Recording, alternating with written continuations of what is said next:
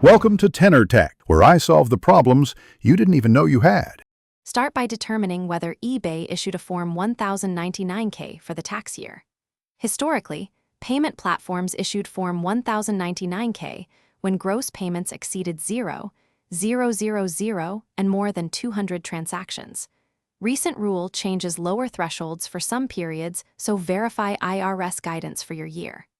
Log into your eBay account, open the Payments or Seller Hub, and download any posted tax documents. Also check the email address linked to your seller account for a mailed or electronic Form 1099-K notification, and note the form year and delivery method. Reconcile the Form 1099-K to your internal sales records before preparing taxes.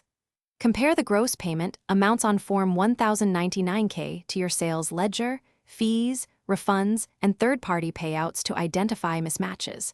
Remember that 1099-K reports gross receipts, not net profit. Adjust for refunds, returns, shipping credits, and non-taxable reimbursements when calculating taxable income for Schedule C or other business reporting.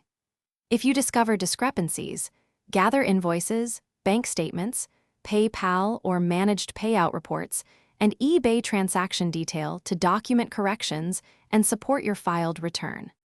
When filing, report income based on your accurate reconciled records rather than simply copying Form 1099-K.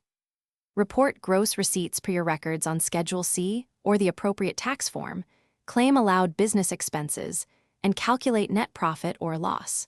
If the 1099-K overstates income, request a corrected 1099-K from eBay and retain written proof of that request. If eBay does not issue a correction, file your return with the correct amounts, attach an explanation of the discrepancy, and keep documentation in case the IRS requests supporting evidence.